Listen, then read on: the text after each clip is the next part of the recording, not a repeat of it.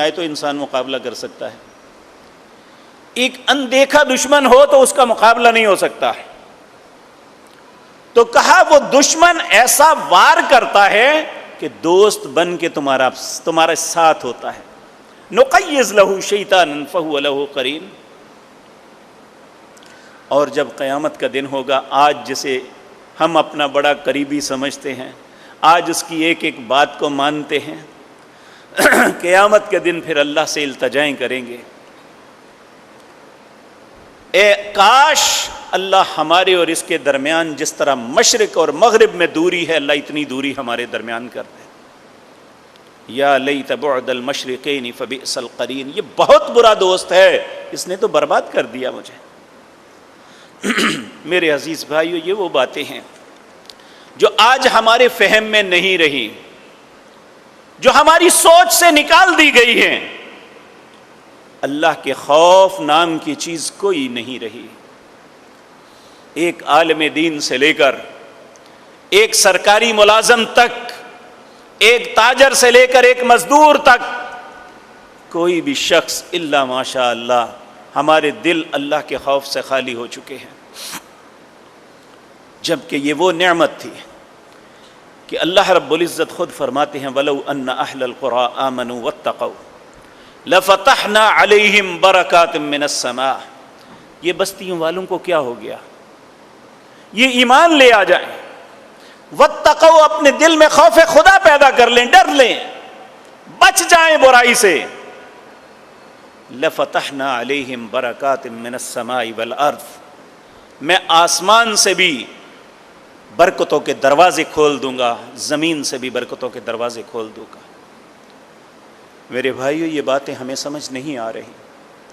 کیوں؟ اس لیے کہ ہم سے یہ سب کچھ چھین لیا جا رہا ہے.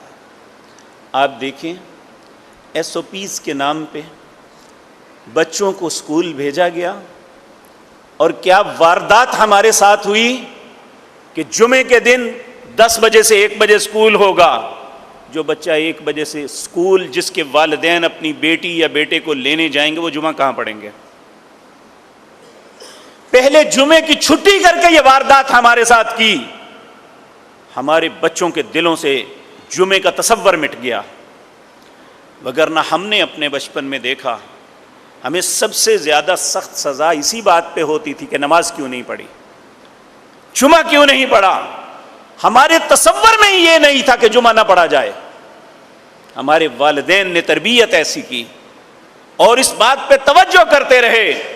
آج والدین اور اولادوں کو بے بس کر دیا گیا. میں سمجھتا ہوں پھر بھی بہت سے بچے اپنے کالج، یونیورسٹی، اپنے اسکولوں سے بستے اٹھا کے یہاں جمعے کے لیے آتے ہیں. خوش نصیب ہیں وہ اور ان کے والدین. لیکن جب بچہ 1 بجے وہاں سے نکلے گا تو کس طرح جمعے کی نماز میں پہنچے گا؟ یہ وارداتیں ہو رہی ہیں مسلسل ہمارے ساتھ. پہلے ہمارے بچوں سے قرآن چھین لیا گیا، نماز چھین لی گئی.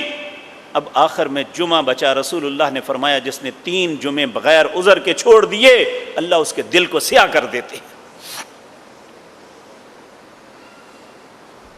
کتنے ہمارے بچے ہیں جو اس نعمت سے محروم کر دیے گئے. میرے عزیز بھائیو، اگر ہم چاہتے ہیں تو ہمیں ہوش کرنا ہوگا، ہمیں سوچنا ہوگا.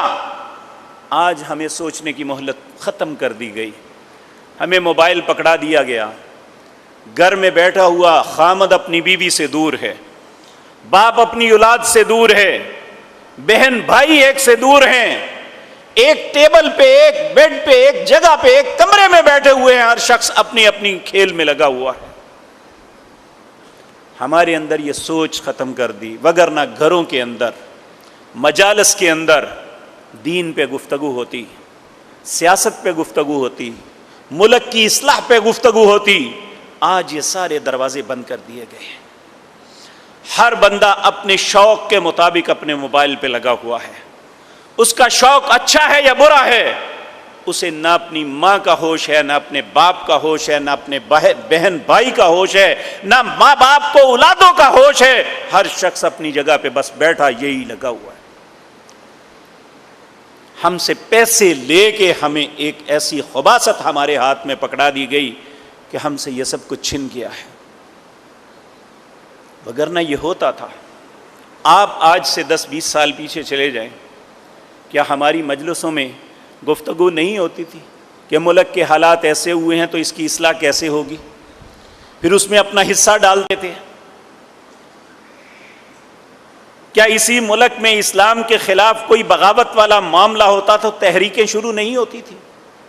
آج سب کو سلا دیا گیا، کوئی غرض نہیں، اپنا ہمارے نبی کے خاکے بنتے ہیں تو بنتے رہیں۔ جو لوگ باہر بھی نکلتے ہیں تو صرف اپنی پارٹیوں کو زندہ رکھنے کے لیے، کوئی مقصد نہیں ہے۔